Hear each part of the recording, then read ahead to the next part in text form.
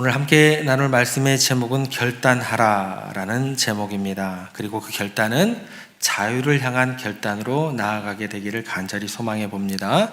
우리가 추구해야 될 진정한 자유는 무엇이며 또 그 자유를 얻기 위해서 우리들은 어떻게 결단을 내려야 하는지 이 시간 함께 말씀을 통해 생각해 보고자 합니다.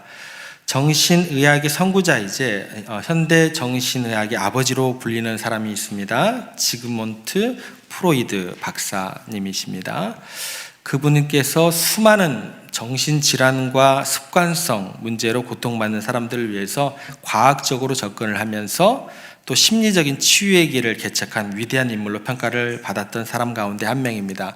그런데 역설적이게도 이 사람이 정작 자기 자신의 습관의 그 굴레에서 벗어나지 못하고 그 습관 때문에 불행한 최후를 맞이하게 되었다라는 것입니다. 어느 날 프로이드 박사가 심장 박동이 고르지 못하다는 진단을 받게 되었습니다. 그리고 의사로부터 담배를 지금 당장 끊으셔야 합니다라는 강력한 권고를 듣게 됩니다. 얼마 지나지 않아서 이제 턱뼈암까지 발견되자 의사가 이야기를 합니다. 생명을 잃을 수도 있을 것 같습니다. 절박한 심정으로 담배를 끊을 것을 다시 한번 호소합니다. 담배를 끊지 않으면 생명을 잃을 수 있을 것입니다. 그런데 어떻게 됐을까요? 의사의 간곡한 경고에도 불구하고 프로이드 박사는 35번의 턱뼈암 수술을 받는 극심한 고통을 이겨내면서 담배를 꿋꿋이 피웁니다. 그래서 이제 마지막 순간에 의사가 이렇게 절규를 하게 됩니다. 당신이 담배를 태우는 것이 아니라 담배가 당신의 생명을 태우고 있습니다. 부디 제발 담배를 끊으십시오. 어떻게 됐을까요?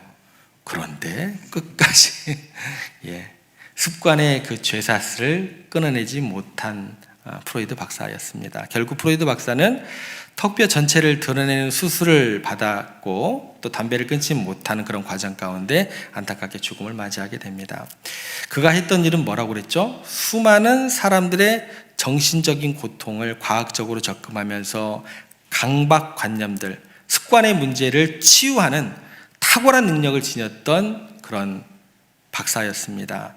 정신의학의 거장이었지만 정작 자기 자신은 습관과 욕망의 노예가 되어서 그 굴레에서 벗어나지 못하는 그런 나약함을, 우리 인간들의 나약함이 이런 것은 아닌지 그 대표적인 예가 되는 것 같습니다. 이 이야기가 어쩌면 바로 우리 자신을 반영하는 모습이 될 것 같습니다.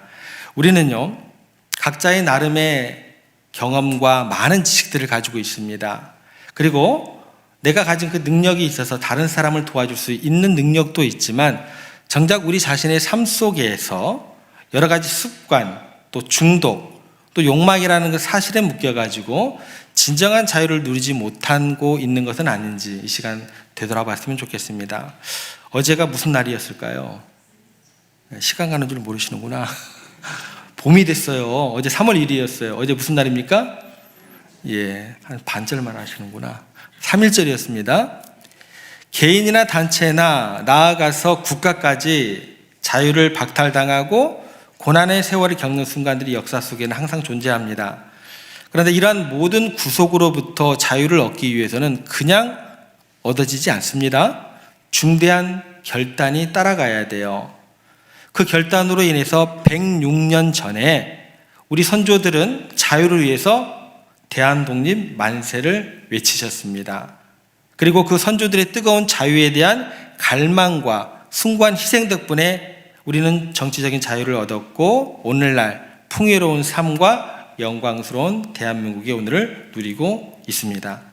그리고 이렇게 정치적인 자유를 얻으면 우리는 독립국가라고 생각을 하고 자유인이 되었다라고 생각하기 쉽습니다. 그런데 이러한 외적인 자유만으로 우리가 진정한 자유인이 되었을까? 라는 질문을 던지게 되면 여러분들은 어떠세요? 네라고 확실하게 대답할 수 있으세요? 그렇다고 한다면 우리가 살아가고 있는 지금 현재의 사회를 한번 돌아보시기를 바랍니다. 물질만능주의, 성공지상주의, 외모지상주의, 수많은 이전에 보지 못했던 현대적 우상들에게 우리는 더욱 날이 갈수록 살이 잡혀 가고 있다라는 것입니다. 요즘에는 이제 스마트폰, 소셜미디어 이런 것들에 중독이 되어서 남들의 시선과 평가 너무나 중요하게 생각되어지는 그런 시대를 살아가고 있다라는 거예요. 뭐 예전부터 있었던 돈, 명예, 권력, 그런 순간적인 쾌락을 쫓아 자신의 양심을 팔기도 했던 그런 것 이상으로 우리가 어려운 시대를 살아가고 있다는 것입니다. 프로이드 박사의 사례처럼 우리가 알면서도 이걸 끊기가 쉽지 않다라는 거예요. 습관과 욕망의 사슬에 우리가 묶여 있은 상태에서 살아가는 것은 아닐까. 정치적인 자유는 얻은 것 같지만 외적으로 자유로워 보이지만 내면적으로는요, 여전히 더 많은 것들의 노예가 되어 살아가고 있는 우리들의 모습을 부정할 사람이 과연 있을까요? 쉽지 않습니다. 이처럼 우리는 풍요로운 삶 속에서 너무나 많은 또 다른 죄악의 노예가 되어 있기 때문에 어쩌면 지금이야말로 우리는 제2의 독립선언문을 선언해야 할 때가 지금 바로 오늘이 아닌가라는 생각을 하게 됩니다. 그렇다고 한다면 어떻게 해야 우리는 진정한 자유를 향한 결단을 내릴 수 있을까? 그 질문에 대해서 이 시간 생각해 보고자 합니다. 오늘 본문을 통해서 우리는 진정한 자유를 향한 첫 번째 결단이 무엇인지 배우게 됩니다. 그것은 뭐냐면 바로 은혜를 위한 결단입니다. 한번 따라해 보겠습니다. 은혜를 위한 결단. 우리의 모든 공로와 자랑을 내려놓고 오직 하나님의 은혜만을 전적으로 의지하는 결단이 우리 모두에게 꼭 필요하다는 겁니다. 우리가 신앙생활하면서 신앙생활뿐만 아니겠죠. 우리의 일상을 살아가면서 종종 우리는 중요한 결단의 순간을 맞이하게 됩니다. 하나님께서 주신 축복을 내가 깨닫게 되면 가만히 있을 수가 없죠. 그것을 사명으로 받아들이게 되고 그 사명은 내 개인을 뛰어넘어서 교회와 가정과 사회와 민족으로 헌신하기로 그렇게 영역을 활짝 열려지게 됩니다. 그런 결심이 우리 가운데 주어지게 되더라는 거예요. 오늘 본문에 나오는 에스더처럼 자신의 안위를 뒤로 하고 더 큰 하나님의 뜻을 위해서 용기를 내어 나아가기도 합니다. 하지만요, 이러한 헌신의 과정에서 우리가 매우 교묘한 함정에 빠질 수 있다는 거 꼭 기억하셔야 된다는 거예요. 그것은 뭐냐면 자기 공로 의식의 노예가 될 수 있다는 거예요. 내가 이렇게 큰 희생을 했는데, 내가 이만큼 헌신했는데 내가 이 정도로 수고했으면 인정해 줘야 되는 거 아니야? 이거죠. 그죠? 이런 생각들이 우리의 마음 깊이 자리하기가 굉장히 쉽다라는 거예요. 이러한 자기의와 공로의식은 이전에 내가 경험했던 어떤 구속의 사슬보다도 더 강력하게 우리들을 옥죄이면서 우리를 더 깊은 영적인 구속 상태로, 속방 상태로 몰아넣는다라는 거예요. 그래서 우리가 헌신하고 수고할 때 그 행위 자체는 굉장히 귀한 것은 맞습니다만 그것이 우리의 자랑이나 우리의 교만의 대상이 될 때 우리는요, 또 다른 형태의, 즉 자기 공로라는 보이지 않는 사슬의 노예가 된다는 것을 명심하시기 바랍니다. 그렇기 때문에 우리들은 모든 수고와 헌신 가운데서도 한 가지 중요한 진리를 잊지 않아야 됩니다. 그것은 바로 뭐냐면 이 모든 것이 오직 하나님의 은혜입니다. 하나님께서 은혜로 이루신 것입니다 라는 고백이 항상 따라와야 돼요. 만약에요, 이런 고백이 우리 안에 없다고 한다면 우리의 헌신과 수고는요, 도리어 우리를 멸망으로 이끄는 감당할 수 없는 저주가 되어버릴 확률이 굉장히 높아집니다. 본문에 나오는 에스더의 모습을 보시면 그녀가 이 진리를 얼마나 깊이 있게 마음 가운데 새기고 또 그렇게 깨닫고 그 길을 가고 있는지 우리가 알게 됩니다. 뭐라고 그러나 에스더가 어떻게 고백을 하느냐, 우리가 16절 말씀을 한번 가보겠습니다. 저희들이 함께 읽겠습니다. 당신은 가서 수산에 있는 유다인을 다 모으고 나를 위하여 금식하되 밤낮 3일을 먹지도 말고 마시지도 마소서. 나도 나의 시녀와 더불어 이렇게 금식한 후에 규례를 어기고 왕에게 나아가리니 죽으면 죽으리이다 하니라. 여러분, 강하게 여러분들에게 다가오는 단어가 뭐예요? 지금 죽으면 죽으리라. 아주 결연한 마음이 그 문장 끝 가운데 우리에게 들려지게 됩니다. 자신의 안락한 왕비의 그 자리, 거기에 그치지 않고 생명까지 내걸고 민족을 위해서 결단을 하고 있습니다. 그런데 여기서 여러분들이 주목해야 될 것은 죽으면 죽으리라 강한 그 결단에 주목하시면 안 돼요. 그것도 굉장히 중요하지만서도 주목해야 될 점은 그녀가 이 중대한 결단을 실행하기에 앞서서 지금 어떤 행동을 취하고 있는가, 이게 여러분들에게 더 주목되어야 할 내용입니다. 에스더가 행동하기 전에 먼저 했던 요청이 하나 있습니다. 그게 뭐예요? 온 유대 민족에게 기도를 요청했어요. 금식하며 기도할 것을 요청을 했습니다. 그리고 너희들만 기도해줘 라고 이야기하지 않고 나도 내 시녀들과 함께 기도하겠다라고 이야기를 하게 됩니다. 이 선포 자체가 종교적인 의식으로 그에게 다가가는 게 아니에요. 이것은 뭐냐면 자신의 능력이나 지위가 아닌 전적으로 하나님의 은혜를 의지하겠다는 간절한 고백과 선포가 되는 장면입니다. 무슨 말이냐면 에스더가 하는 얘기는 내가 아무리 노력을 해도 내가 굉장한 헌신을 하는 것 같아도 하나님의 은혜가 없으면, 하나님께서 내게 주시는 복이 없으면 내가 행하는 모든 것은 아무것도 아닙니다. 하나님의 도우심이 절대적으로 필요하고 하나님 저희들을 살려주십시오. 나의 이 섬김이, 나의 이 헌신이, 내가 나아가는 이 결단의 길이 하나님의 영광이 되게 하시고 하나님의 능력으로 나타나도록 나를 붙들어 주시고 복을 더하여 주시옵소서. 여러분, 에스더가 나를 위해 기도해 주십시오 라고 하는 건 뭐예요? 내 능력으로 되는 일이 아닙니다. 나는 아무것도 아닙니다. 하나님의 은혜가 필요합니다 라는 겸손한 고백이 되는 거예요. 그런데 이러한 겸손한 고백과 전적인 의존은요, 우리를 얽매이는 게 아니고 더욱더 진정한 자유를 누리게 만든다라는 것입니다. 어떤 일이 벌어지게 되냐면 더 이상 모든 것을 내 힘으로 감당해야 되는 무거운 짐을 지지 않아도 되는 거예요. 더 이상 나의 성공과 실패는요, 나의 가치를 결정하지 못하게 되는 순간이 되는 것입니다. 내가 해야 된다는 부담에서 벗어나서 하나님께서 하신다라는 확신으로 바뀌게 되는 순간이 되는 것입니다. 그래서 모든 것이 하나님의 은혜라는 사실을 깨달을 때 우리는 진짜 자유를 경험할 수 있게 되는 거예요. 이것이 바로 은혜를 통한 자유함이 되는 것입니다. 여러분 한번 생각해 보세요. 우리 주변을 돌이켜보면 민족과 교회를 위해서 헌신한 수많은 분들이 계십니다. 얼마나 많은 분들이 자신의 시간과 물질과 재능을 아낌없이 쏟아부어 헌신했는지 모릅니다. 능력 있는 분들이 대단히 많았고요, 물질로 후원하신 분들도 너무나 많았고, 묵묵히 내게 주어진 그 사명을 감당하신 분들도 더더욱 셀 수 없이 많았습니다. 이런 수고와 헌신이 있었기 때문에 오늘날 이 땅에 놀라운 교회의 부흥이 있었고 이 땅의 복음화가 이 정도까지 이루어진 줄로 믿습니다. 그들의 헌신과 수고는 분명히 귀하고 값진 것은 맞습니다. 그런데요, 안타깝게도 때로는 이런 헌신이 도리어 큰 시험거리가 되기도 했습니다. 엄청난 업적을 이루고서도 서로 갈등 관계에 처하는 경우를 많이 보게 됩니다. 내가 더 많은 것을 했다고 하면서 서로를 비방을 해요. 자신의 공로를 내세우면서 다툼이 일어나는 걸 보게 됩니다. 왜 이런 일이 일어나는 것일까요? 그것은 바로 하나님의 은혜를 잊어버리고 자기 공로의식에 마음속에 남아있기 때문에 그렇게 되는 것입니다.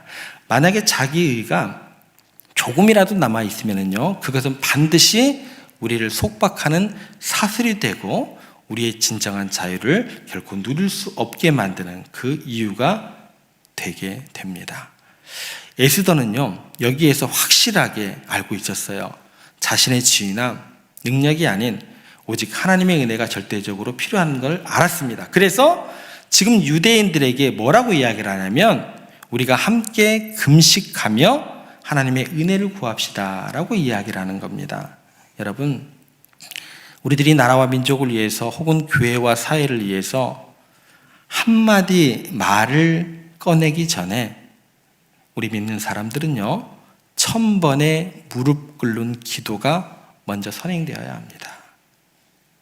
결코 과장된 표현이 아닙니다.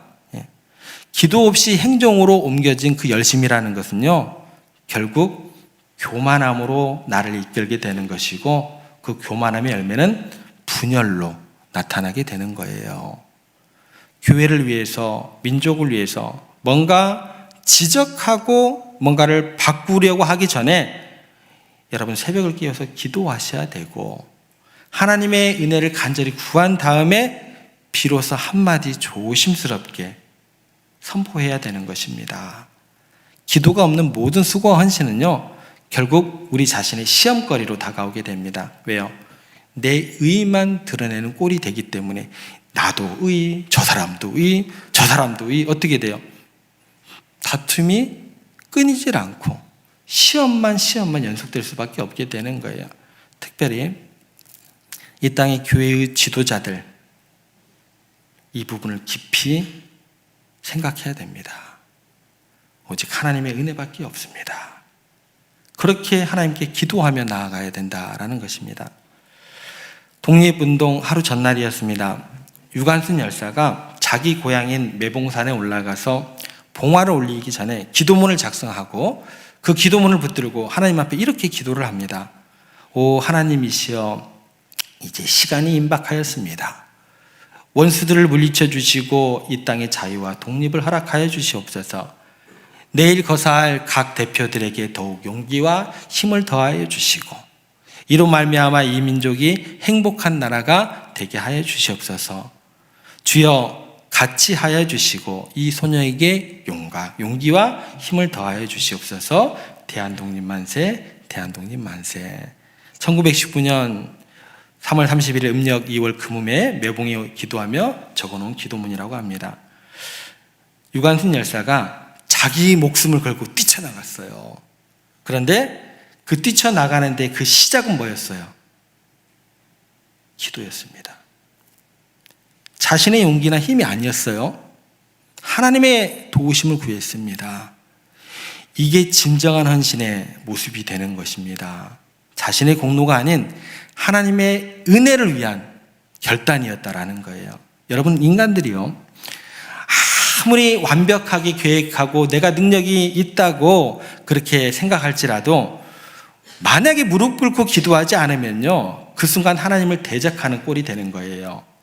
결국은 하나님을 높이는 게 아니라 자신의 의 때문에 꼭 시험에 들게 되어 있습니다. 절대적으로 하나님의 은혜만이 우리의 소망인 걸 믿으십니까? 그렇다고 한다면 그 어떤 노력도 그 어떤 헌신도 기도가 없으면 하나님 앞에 무릎 꿇고 나아가지 않는 헌신은 위장된 자기 의에 불과하다는 사실을 명심하시기 바랍니다. 한 가지 질문을 하나 드릴까요? 이 세상에서 받은 사명 가운데 가장 궁극적이고 위대한 사명을 받으신 분이 누구실까요? 예, 누구시죠? 예수님이시죠? 예수님께서 받은 사명이 뭐예요? 인류 구원이라는 그 누구도 범접할 수 없는 가장 위대한 사명을 받으시고 그 사명을 이루시기 위해서 예루살렘으로 올라가기로 굳게 결심을 하셨습니다. 그러니까 인류를 구원하기 위해서 거의 완벽할 정도로 그분의 공생의 사역을 감당하시고 드디어 자신의 생명까지 내어주시는 그런 거룩한 사역을 감당하시기 위해서 결단하고 희생적인 결단을 하시고 지금 그 첫 발을 내디시는 거예요. 그러면 예수님께서는 곧장 어디로 가시면 돼요? 십자가로 달려가시면 되잖아요. 누가 예수님을 뭐라고 할 수 있어요? 예수님의 준비가 부족합니다. 예수님, 그 사역 자체가, 그 사명 자체가 뭔가 좀 아직 설명이 안 된 것 같아요. 누가 이야기할 수 있어요? 그죠? 완벽한 그 사명을 선포를 하셨고 그 길을 희생적인 결단으로 나아가고자 하셨다라는 거예요. 그럼에도 불구하고 예수님께서는 십자가를 지시기 전 어디로 향하셨을까요? 겟셋만의 동산으로 먼저 가셨습니다. 십자가가 아닙니다. 그곳에서 제자들에게 나를 위하여, 너희를 위하여 깨어 기도하라, 간곡히 부탁하셨습니다. 그리고 더 나아가셔서 통곡하시면서 또 기도하셨어요. 뭐라고 기도하셨어요? 아버지여, 내 뜻대로 마옵시고 아버지의 뜻대로 되기를 원하나이다. 저 같은 목사 나부랭이가 아니고 예수님은 하나님의 아들이신데, 하나님이신데 그분께서 기도를 하셨다니까요. 십자가로 곧장 가지 않으시고. 여러분 생각해 보세요. 그분에게 무슨 저처럼 개인적인 욕심이 있었겠어요? 그분에게 뭐 저처럼 개인적인 무슨 욕망이 있었겠어요? 그런데 그렇게 완벽했던 예수님께서, 그 예수님의 헌신에도 자기의 뜻이 개입될 수 있다는 것을 누구나 아셨어요? 예수님은 아셨다라는 거예요. 그래서 그 찌꺼기마저 제거하시려고 눈물을 하염없이 흘리시면서 통곡의 기도를 하셨다라는 것입니다. 그 기도의 내용은 뭐예요? 오직 아버지의 뜻대로, 오직 아버지의 영광만, 오직 아버지의 은혜로 이루어지기를 원하옵나이다. 여러분, 자유를 향한 결단의 가장 중요하고 결정적인 요소는 다른 거 없습니다. 결국 내 의를 내려놓을 수 있느냐 없느냐예요. 우리 민족이요, 이렇게 많은 축복을 받았음에도 불구하고 끊임없이 고통과 아픔을 겪는 이유가 뭘까요? 여러분들 어떻게 생각하세요? 어쩌면요, 너무나 자기의가 많아서, 특히 교회들이 이 민족에게 본이 되지 못해서, 교회들이 하나님의 은혜만 나타나야 되는데 너무나 똑똑하고 너무나 잘났어요. 그래서 하나님의 은혜만 드러내야 될 그 자리 가운데 우리들의 공로의식이 자리 잡고 있게 되었다라는 거예요. 여러분, 진정한 자유를 원한다고 한다면, 정말 하나님의 영광을 드러내기를 원한다고 한다면, 여러분 모두의 마음 깊은 곳에 자신의 공로의식에 대한 것 다 찌꺼기까지 내려놓을 수 있어야 돼요. 그 공로의식에서 해방될 수 있어야 된다는 거예요. 가만히 생각해 보면 우리는요, 그게 쉽지가 않아요. 스스로 교만과 자기의의 감옥에 스스로 갇혀 있으면서도 정작 나는 절대 회개하지 않아요. 그리고 다른 사람에게만 회개하라고 그렇게 외치고 있다라는 거예요. 오늘 본문의 전체적인 흐름을 보면은요, 이처럼 교만하고 자기의의 감옥에 갇혀 있는 사람이 정말로 상식밖에 어처구니 없는 일을 저지를 수 있다는 것을 강하게 경고하고 있습니다. 하만이라는 한 사람이 나옵니다. 하만이라는 한 사람이 단지 모르드게가 자신에게 절하지 않았다는 이유 하나입니다. 이 이유 하나만으로 그 사람을 죽일 생각을 하고, 그 사람뿐만 아니라 그 민족 전체를 다 말살하려고 합니다. 우리 인간들의 감정이 얼마나 쉽게 흔들리는지, 사탄에게 얼마나 쉽게 조종당할 수 있는지 보여주는 아주 대표적인 예가 되는 거예요. 여러분 한번 생각해 보세요. 여러분 같으면 그럴 수 있어요? 누가 나를 무시했다고, 나에게 절 안 했다고, 그 민족 전체를 여러분 같으면 말살할 그런 생각을 여러분들 할 수 있으세요? 그런데 정말 그런 일이 일어났다니까요. 인간이라는 존재가요, 악마에 의해서 조정받기 시작하면 순간적으로 사탄의 도구로 전락할 수 있다라는 거예요. 나의 작은 자긍심의 상처가요, 한 민족 전체를 말살하려는 광기로까지 발산할 수 있다는 사실을 이 장면을 통해서 보게 되면 두렵지 아니할 수 없게 되는 거예요. 마귀의 도구로 쓰임 받으면요, 자존심 앞에서요, 그때부터는 뭐도 없어요. 집안도 없어요. 가족도 없어요. 교회도 없어요. 심지어 나라와 민족은 안중에도 없게 되는 거예요. 그런데 왜 이 마귀가 이 하만이라는 사람을 이용해서 유다 사람들을 다 죽이려고 했는지 한번 생각해 보셔야 된다는 거예요. 유다 민족 중에 결국은 누가 태어나게 되는 거예요? 예수 그리스도, 인류의 구세주가 태어나게 됩니다. 그래서 사탄은 한 사람의 감정을 움직여서 인류의 구주가 태어나기 전에 그 씨를 완전히 말려버리려고 하는 거예요. 그러니까 이게 지금 예수님 탄생하기 430년 전에 이미 사탄은 이런 악랄한 계획을 실행에 옮기고 있었던 것입니다.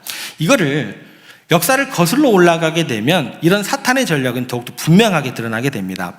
예수님 탄생하기 전에 약 1200년 전에 바로왕이라는 사람이 있습니다. 바로왕이 자신의 속국이자 노예로 삼았던 이스라엘 사람들 가운데 남자아이가 태어나면 모두 죽이라는 명령을 내리게 됩니다. 왜 그랬을까요? 1200년 후에 메시아가 태어나게 될 테니까, 인류를 구원하지 못하게 하려고. 이런 역사적 패턴이요, 예수님 탄생할 당시에 더욱더 절정을 이루게 됩니다.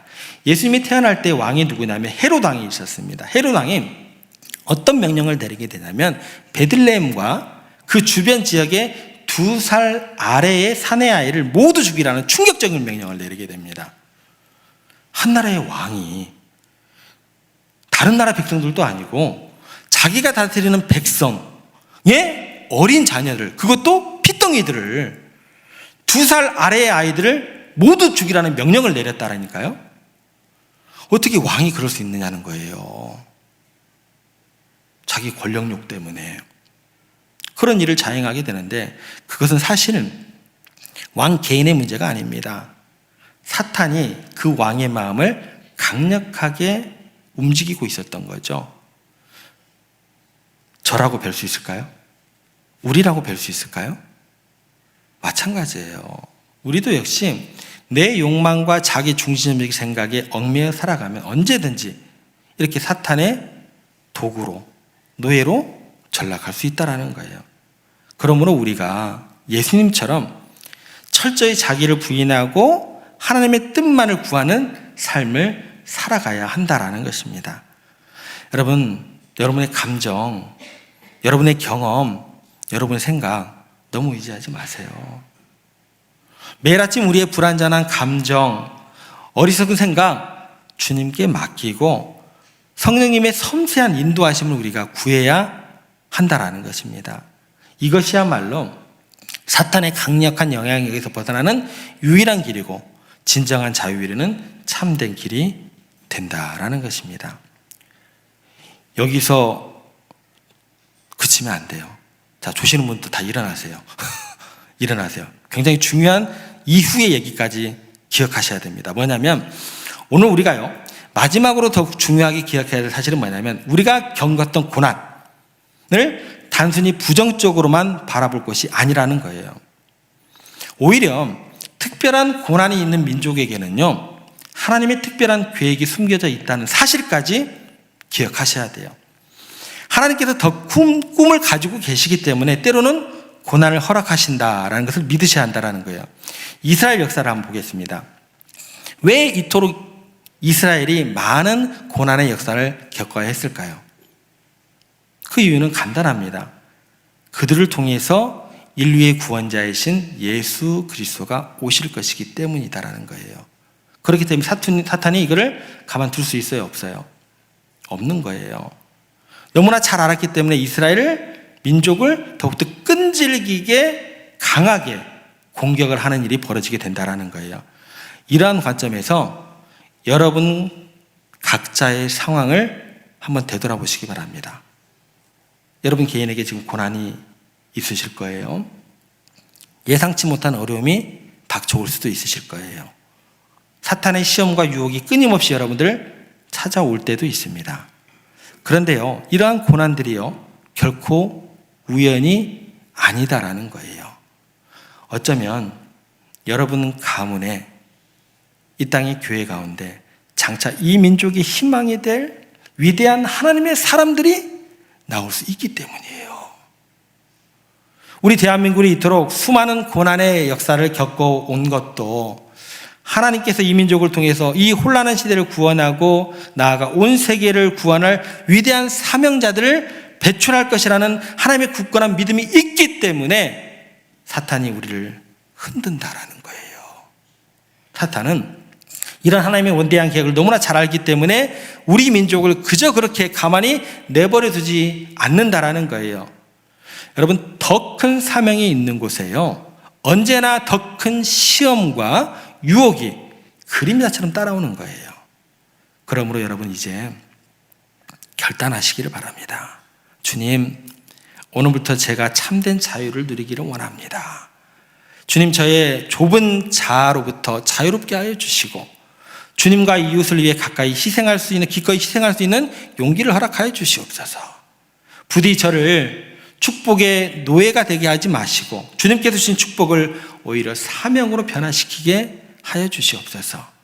주님, 저의 마음 깊은 곳에 자리 잡은 교만과 공로의식을 깨끗하게 제하여 주시고 오직 하나님의 은혜만을 높이며 살아가는 사람이 되게 하여 주시옵소서.